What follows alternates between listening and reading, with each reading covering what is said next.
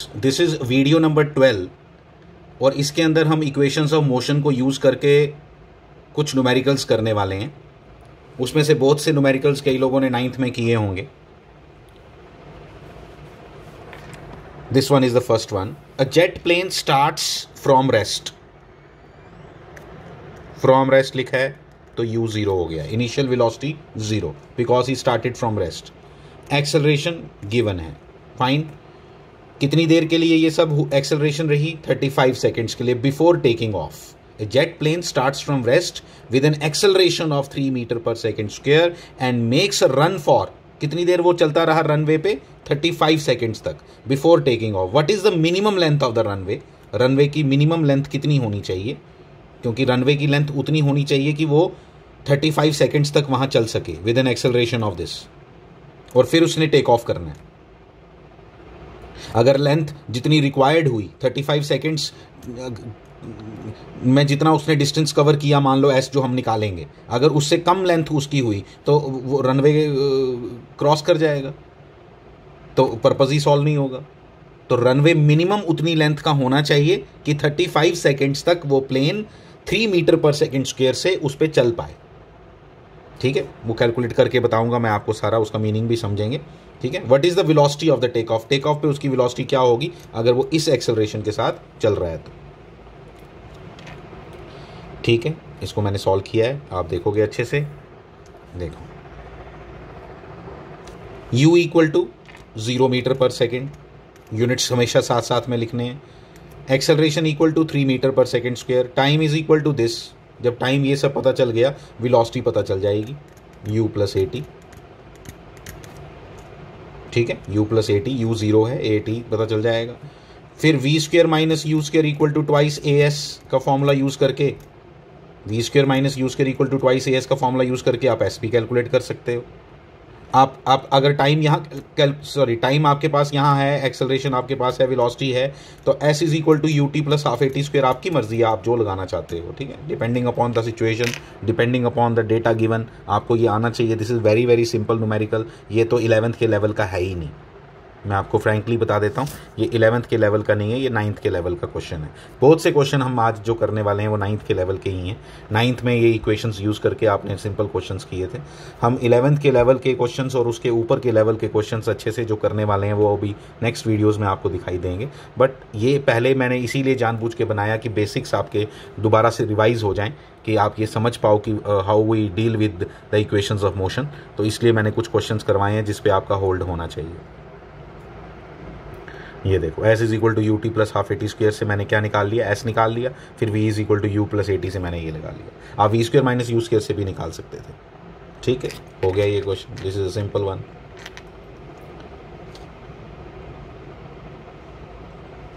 Next one, a driver takes 0.2 second. ये बड़ा interesting question है, आप देखना। बड़ी प्रैक्टिकल एग्जांपल्स हैं, वो भी प्रैक्टिकल एग्जांपल थी। मैं आपको बताऊं उसमें क्या इंटरेस्टिंग था। उसमें ये इंटरेस्टिंग था कि अगर इस, देखो एक्चुअली कैसा होता होगा, मैं आपको बताऊं।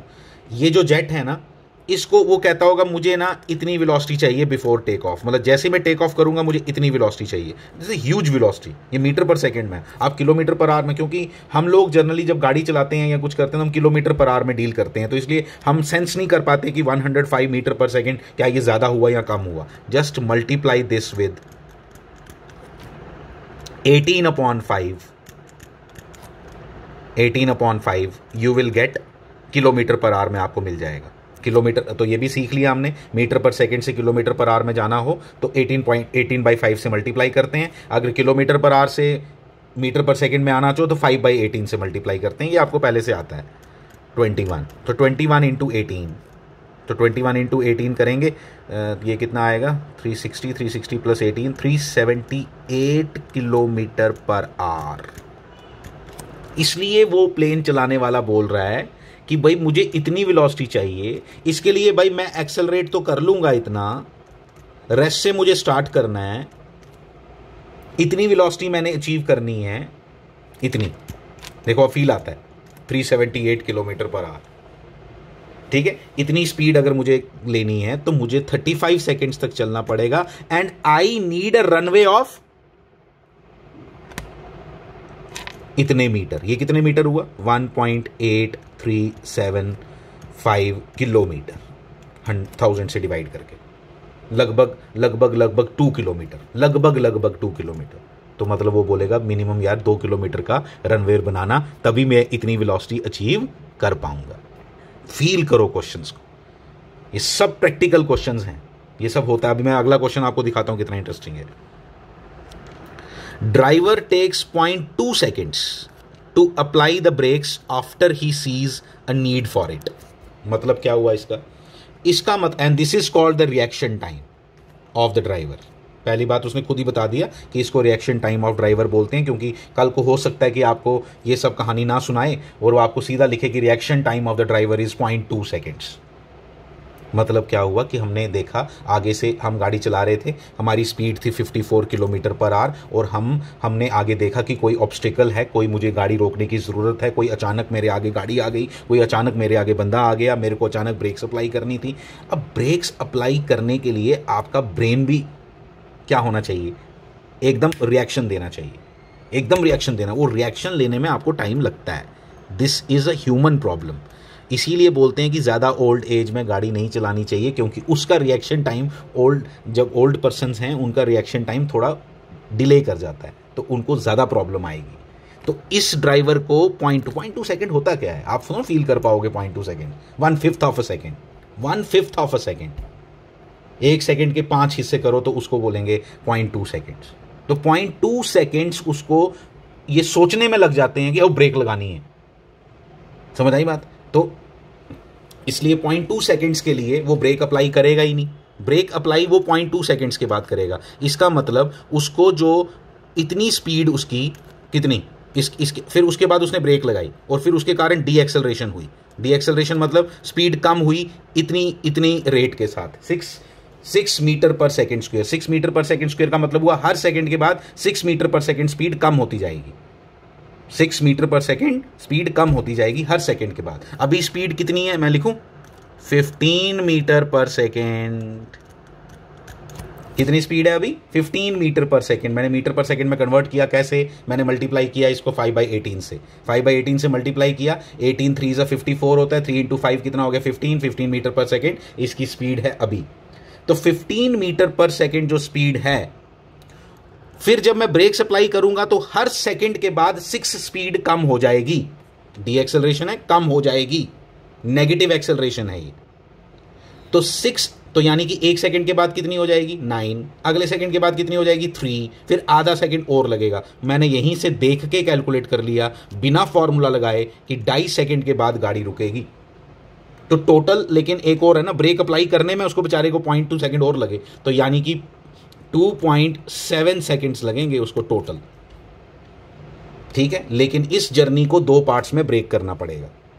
इस जर्नी को, ये जो जर्नी है ब्रेक वाली जर्नी, गाड़ी रुकने वाली जर्नी, जब मेरे को आगे कोई ऑब्स्टेकल दिखा, आगे मुझे नीड नजर आई, इसने सिर्फ लिखा है need for it. Need for it क्या होगी? ब्रेक लगाने की क्या नीड होती है बताओ?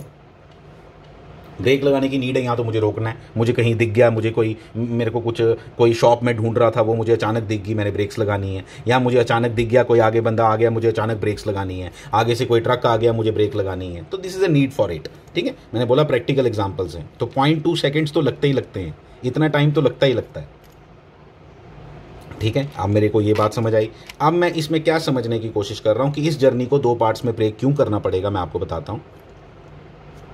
मतलब यहाँ मैंने ब्रेक लगाई, सॉरी, यहाँ मुझे ये वो मोमेंट है, ये जो मैं बना रहा हूँ ये वो मोमेंट है जब मुझे दिखा कि यार मुझे ब्रेक लगाने की ज़रूरत है। लेकिन मेरे जब तक ब्रेन ने एक्ट करना था, मेरे पाँव को सिग्नल देना था कि यार ब्रेक पे पाँव दबा, तब तक मुझे 0.2 सेकेंड्स लग गए। तो 0.2 सेकेंड्स तक कोई एक्सेलरेशन डी एक्सेलरेशन नहीं है, इसलिए 0 है एक्सेलरेशन इतने पार्ट के लिए। रिएक्शन टाइम के लिए कितने टाइम के लिए 0.2 सेकेंड्स के लिए एक्सेलरेशन कितनी है 0, डी एक्सेलरेशन कितनी है 0, यानी कि इतने पार्ट के लिए आपकी स्पीड कितनी है 15 metre per second. Same speed चलेगी 0.2 सेकेंड्स के लिए। यहां तुमने ब्रेक अप्लाई कर दी, यहां तुमने ब्रेक अप्लाई कर दी। अब इतने पोर्शन में गाड़ी को भी लेकिन टाइम लगता है रुकने में। ठीक है, गाड़ी को रुकने में टाइम लगता है, वो हमने देखा कि यार ये इतनी दूर रुकेगा। फिर क्या लिखा है, find the distance travelled by the car, वो कितना है, दो पार्ट्स में डिवाइड करना पड़ेगा। This is S1, this is S2। For the calculation of S1 A equal to 0 है, for the calculation of S2 A equal to -6 metre per second square है। चलो मैंने किया हुआ है, ये लो। फॉर फर्स्ट पार्ट देखो, A equal to 0, U equal to this, U लिखो V लिखो, इसमें फ़र्क ही नहीं पड़ेगा क्योंकि U और V तो आएंगे ही नहीं, क्योंकि फर्स्ट पार्ट में एक्सेलरेशन डी एक्सेलरेशन है नहीं, वेलोसिटी चेंज होनी नहीं, वेलोसिटी कांस्टेंट है। कितनी देर के लिए, 0.2 सेकंड्स के लिए। तो 3 मीटर कुछ भी नहीं होता, तो 3 मीटर डिस्टेंस उसका गाड़ी तब भी चल गई जब उसको नीड थी ब्रेक लगाने की, लेकिन उसके जो ब्रेन की हमारे लिमिटेशंस हैं, रिएक्शन टाइम हमारे ब्रेन को लगता है, उसके कारण 3 मीटर गाड़ी चली। फिर उसने ब्रेक लगाई, ब्रेक लगाने के बाद कितनी गाड़ी, अब ब्रेक लगाने के बाद सेकंड पार्ट क्या कैलकुलेट किया मैंने, U इक्वल टू दिस, बिल्कुल वो दोबारा मैंने लिख दिया मीटर पर सेकंड में, एक्सेलरेशन मैंने लिख दी, वेलोसिटी 0। क्यों, फाइनल वेलोसिटी 0, ऑब्वियसली ब्रेक लगानी, गाड़ी रोकनी है तो फाइनल वेलोसिटी क्या आएगी, 0। तो फाइनल वेलोसिटी 0, इधर से मैंने S2 निकाल लिया, फॉर्मूला कोई भी लगा लो, v² - u² equal to twice AS, depending upon the need. Time नहीं है मेरे पास, इधर टाइम नहीं है, तो मैं दूसरा फॉर्मूला नहीं लगा पाऊंगा, S equal to ut + ½ AT² मेरे को, क्योंकि S कैलकुलेट करना है। तो दो ही फॉर्मूले हैं जिसमें S होता है, एक S equal to ut + ½ AT² और एक होता है v² - u² equal to twice AS। तो मैं यही लगाऊंगा क्योंकि मेरे पास टाइम तो है नहीं, एक्सेलरेशन है क्या मेरे पास, v है 0 है, या मेरे पास u है, बिल्कुल है। तो u की वैल्यू कितनी है, 15 का स्क्वायर ले लिया तो कितना आया, 225, माइनस साइन यहाँ पे फॉर्मूले का, ये एक्चुअली ऐसे लिखना था, 0 का स्क्वायर माइनस दिस, तो इसलिए वो मैंने डायरेक्ट लिख दिया। फिर S2 मैंने यहाँ से निकाल लिया, मैंने वैल्यू निकाली, मैंने कैलकुलेशन की है, आप जैसे मर्जी करो, मैंने ऐसे की है, ठीक है। ये आ गई 18.75, दोनों टाइम को ऐड कर लो, ये डिस्टेंस वो जो हमारी मजबूरी है, हमारे को थोड़ा सा रिएक्शन टाइम लगेगा ही लगेगा, और ये वो जो मैंने ब्रेक अप्लाई कर दी, उसके बाद गाड़ी की मजबूरी है, गाड़ी एकदम तो रुकती नहीं, तूने ब्रेक को टच कर दिया गाड़ी रुक गई, ऐसा नहीं होता, ठीक है। तो इसलिए थोड़ा सा गाड़ी तो आगे जाएगी, इसलिए 21.75 मीटर गाड़ी चलेगी तुम्हारी ब्रेक अप्लाई करने के बाद भी, ठीक है। तो इसलिए वो जो चीज़ तुम्हें दिखाई दी वो 21.75 मीटर तुमसे दूर होनी चाहिए। अगर इससे कम हुई, मान लो 18 मीटर ही हुई, तो 18 मीटर हुई तो गाड़ी की टक्कर बजेगी। अगर 23 मीटर हुई, 22 मीटर हुई वो ऑब्स्टेकल, तो गाड़ी उससे पहले रुक जाएगी और हम बच जाएंगे। ये कहानी खत्म हुई। क्वेश्चन अच्छे से करो, ये सिंपल क्वेश्चन है, इसमें कुछ नहीं है। एन इलेक्ट्रॉन ट्रैवलिंग, डरना नहीं है, इलेक्ट्रॉन आते हैं, तुमने केमिस्ट्री नहीं पढ़नी है, तुमने पढ़ना वही है, ठीक है। विद स्पीड दी हुई है उसकी, it passes through electric field, मेरे काम की चीज़ नहीं। क्या इस चैप्टर में कोई इलेक्ट्रिक फील्ड हमने पढ़ा है? थोड़ा स्मार्ट होना पड़ेगा, मैंने घबराना नहीं है चीज़ों को देख के कि इलेक्ट्रिक फील्ड आ गया, ये तो पढ़ाया नहीं सर ने, इसको हमें करना ही नहीं है। हमें मतलब किस चीज़ से है कि भाई स्पीड कितनी है, एक्सेलरेशन कितनी है, और पूछा क्या है, how long will it take for electron to double it speed, इससे डबल करनी है, यानी कि u है ये, तो मुझे v कितना बनाना है, इसका डबल क्या होगा, 10 × 10⁻³ खत्म हो गया क्वेश्चन। इतना सा क्वेश्चन है, इसको खुद करोगे आप, मैंने हिंट दे दिया हुआ है यहाँ पर, ट्राई योरसेल्फ, मैं बिल्कुल नहीं बताऊंगा। ये हमारा लास्ट न्यूमेरिकल इस वीडियो का, on a foggy day. Interesting है ये क्वेश्चन, लेकिन सिंपल है। इसमें भी दो पार्ट्स हैं, दो गाड़ियां हैं, देखो मैं आपको समझा देता हूं पहले ही। दो गाड़ियां हैं इसके अंदर, एक की स्पीड है 20 मीटर पर सेकेंड और एक की स्पीड है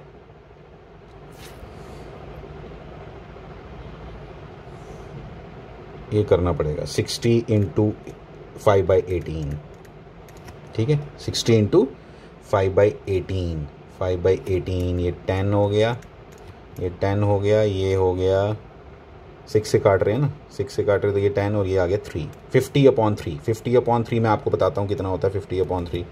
50/3 होता है 16.67 मीटर पर सेकेंड, यानी एक गाड़ी की स्पीड है 20 मीटर पर सेकेंड, दूसरी गाड़ी की स्पीड है 16.67 मीटर पर सेकेंड, ठीक है। वो दोनों एक दूसरे की तरफ आ रही हैं, उन दोनों के बीच का डिस्टेंस कितना है, 80 मीटर। दोनों ने ब्रेक्स अप्लाई की, both of them applied brakes retarding their cars at a rate of. अब आप बोलोगे सर यहाँ रिएक्शन टाइम, भाई क्वेश्चन में देगा रिएक्शन टाइम तो हम लेंगे ना, नॉर्मली नहीं दिया होता तो हम नहीं लेते हैं। ये नहीं सोच लेना कि हमें हर बार रिएक्शन टाइम देगा, वो वाला न्यूमेरिकल में दिया था तो वो कंसिडर करना पड़ेगा। इस न्यूमेरिकल में नहीं दिया हुआ तो हम बोलेंगे निगलेक्ट दैट रिएक्शन टाइम, लिखने की जरूरत भी नहीं है, लिखने की ज़रूरत भी नहीं है, नॉर्मली नहीं दिया होता क्वेश्चंस के अंदर रिएक्शन टाइम, लेकिन हमने एक प्रॉब्लम कर ली उसमें भी। ठीक है, तो 80 मीटर पर, अब इसने भी ब्रेक लगाई, इसने भी ब्रेक लगाई, तो कह रहा टक्कर बजेगी या नहीं बजेगी। डी एक्सेलरेशन दी हुई है, कुछ नहीं करना आपने देखना है डिस्टेंस ट्रेवल्ड बाय दिस गाड़ी before coming to rest, distance travelled by this गाड़ी बिफोर कमिंग टू रेस्ट, खत्म, क्वेश्चन खत्म हो गया।